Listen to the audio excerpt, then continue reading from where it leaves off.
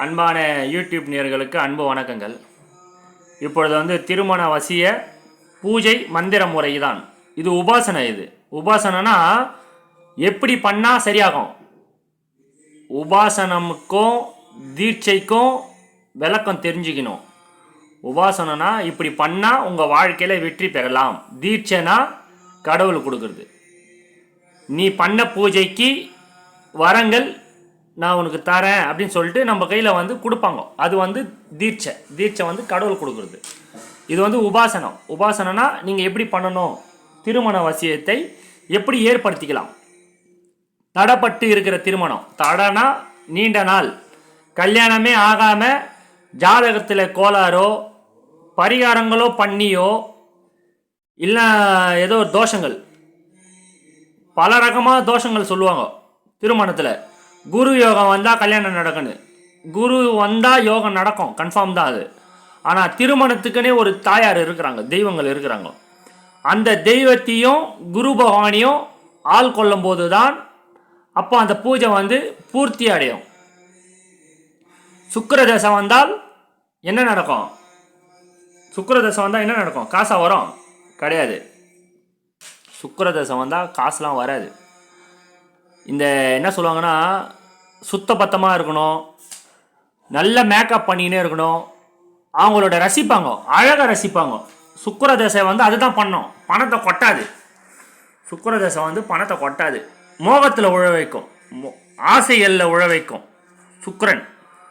இதில் பணம் கொடுக்குற கடவுள் யாருன்னு கேட்டிங்கன்னா ராகு, குரு, செவ்வாய்.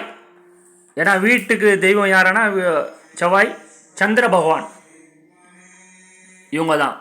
அதுக்கப்புறம் பார்த்தீங்கன்னா ஈஸ்வரர், அவர் ஸ்லோ. அவர் இருக்கும்போது கொடுக்க மாட்டார், அவர் விட்டுட்டு போகும்போது கொடுப்பாரு. அந்த மாதிரி ஒரு கணக்கு இருக்கும். இப்போ என்ன கேட்டிங்கன்னா திருமண வசிய பூஜை முறை, இது உபாசனம். இதில் என்னென்ன நடக்கும்? இது தாம்பூலத்தட்டு எடுத்துக்கணும். புது தாம்பூலத்தட்டு ஒன்று எடுத்துக்கணும். 1 கிலோ அரிசி எடுத்துகிட்டு, ஃபார்முலா சொல்கிறேன், 1 கிலோ அரிசி எடுத்துகிட்டு அந்த தாம்பூல தட்டில் அரிசியை கொட்டிட்டு மஞ்சளை அதில் அந்த அரிசியில் கலக்கிடணும்.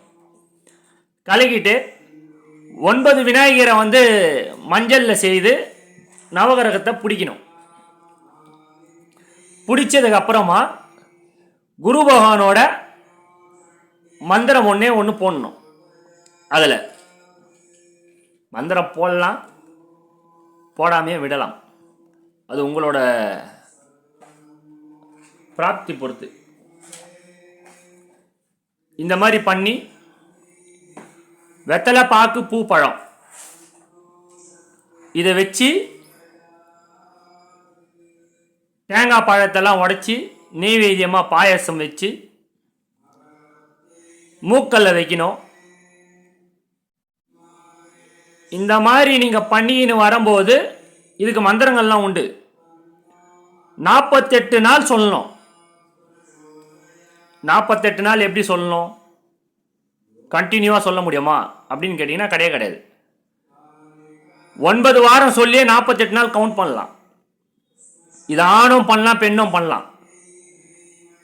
இந்த பூஜை நான் சொன்னது ஷார்ட்டு தான். இது ஒரு வாட்டி மட்டும்தான் பண்ணணும் இந்த பூஜை. இந்த ஃபார்முலாலாம் ஒரு வாட்டி. மந்திரங்கள் டெய்லி சொல்லின்னு வரலாம், இல்லை வாரத்தில் ஒரு நாள் சொல்லின்னு வரலாம், இல்லை முதல் நாளும் 48வது நாளும் மட்டும் இந்த பூஜை பண்ணணும்.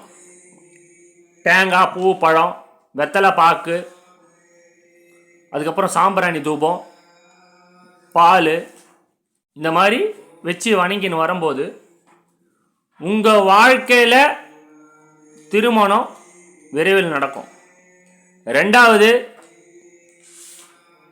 இந்த பிரச்சனைகள் வரும் பார்த்தீங்களா? கல்யாணம் ஆகுறவருக்கும் ஏன்டா கல்யாணம் ஆகலை அப்படின்னும் போது பிரச்சனை, கல்யாணம் ஆயிடுச்சுன்னா ஏன்டா கல்யாணம் ஆயிடுச்சுன்னு ஒரு பிரச்சனை எல்லாருக்குமே வரும். இது அந்த மாதிரிலாம் இருக்காது. யூகோ இதெல்லாம் இருக்காது. இந்த பூஜைக்கு அவ்வளோ ஒரு பவர்ஃபுல்லாக இருக்கும். இது முயற்சி பண்ணி பார்த்தா தான். எல்லா வீடியோலையும் ஒன்று சொல்கிறேன் பாருங்கள். நான் வீடியோவில் சொல்கிறது யார் வரையும் உணரவும் முடியாது, ஃபீலும் பண்ண முடியாது. ஒரு மந்திரத்துக்கு ஒரு பூஜைக்கு என்ன பலன் இருக்குமோ அந்த பலன் உங்கள் வீட்டில் பண்ணால் மட்டும்தான் கிடைக்கும். வெளியே கோயில் குளத்திலையோ குளத்தில் போய் முக்குனாலோ சமுத்திரத்தில் போய் முக்குனாலோ பாவ கணக்கு தீராது. தெய்வங்களுக்கு கண்ணே இல்லை. நீ எதுக்கு குளிக்கிறன்னு கூட தெய்வத்துக்கு தெரியாது. நல்லா பாருங்கள், நான் பீச்சில் போய் குளிக்கிறேன், நான் இதில் இத்தனை போய் குளிச்சுட்டு வந்தேன், இத்தனை குடம் தண்ணி ஊற்றிக்கினேன் அப்படின்லாம் சொல்லுவாங்க. கிடையாது. அவங்கவுங்க வீட்டில் பூஜை பண்ணி கடவுளை வணங்க வச்சு கூப்பிட்டா மட்டும்தான் அந்த மாங்கல்ய பாக்கியம் கிடைக்கும். சுபகாரியம்லாம் நடக்கும். சுக்கிரதசை நடந்துச்சுன்னா அதுக்கு என்ன பண்ணணும் அப்படின்னு பார்க்கணும். கல்யாணம் நடக்கலைன்னா எந்த கடவுள் பார்க்கணும். இந்த மாதிரி ஒன்று பார்த்து நம்ம வீட்டுக்குள்ளே தான் வர வைக்கணும். உபாசனைனா தெய்வத்தை நம்ம வீட்டுக்குள்ளே வந்தால் தான் தெய்வம் நம்ம கூடயே இருக்கும். நம்ம வீட்டில் எல்லாமே சுபிஷமாக நடக்கும். கல்யாணம் ஆகிட்டு ஒரு பொண்ணு இன்னொரு வீட்டுக்கு போயிட்டாங்கன்னா பெத்த தாய் தகப்பன் லாஸ் ஆகிடுவாங்க. பார்த்துக்கிறீங்களா? அந்த மாதிரிலாம் இருக்கக்கூடாது. குடும்பத்தில் எந்த ஒரு பூஜை பண்ணாலும் வீட்டுக்குள்ளே பண்ணணும். அது பவித்திரமாக பண்ணுறக்கூடிய ஒரு பூஜைங்கள்லாம் இருக்குது. தீட்டு மாதவிடாய் டைமிங்கில் விட்டுடலாம். ஆணுக்கு அந்த மாதிரிலாம் கிடையாது. இதில் மெயின் என்னடானா நான்வெஜ் சாப்பிடக்கூடாது. 48 நாள் நான்வெஜ் சாப்பிடக்கூடாது. 9 வாரம் பண்ணணும், வியாழக்கிழமை பண்ணணும். இந்த உபாசனை எடுக்கணும் அப்படின்னு முடிவு பண்ணிங்கன்னா தாராளமாக வாட்ஸ்அப்பில் தொடர்பு கொள்ளலாம். இதுக்கு கட்டணம் உண்டானா கட்டணம் உண்டு. இது நீங்கள் பண்ணி பார்த்தா தான் தெரியும். நினச்சி பார்க்காத ஒரு எதிர்காலம் கிடைக்கும், லைஃப் கிடைக்கும். இதுதான் இந்த பூஜையில் இருக்கிற நல்ல ஒரு ஆற்றல் கொடுக்கும். நீங்கள் எந்த வீட்டுக்கு போனாலும் அவங்க பிச்சைக்காரனாக ஆக மாட்டாங்க. சில பேர் நெகட்டிவாலாம் பேசி என் கையில் சொல்லுவாங்க, வருவாங்க.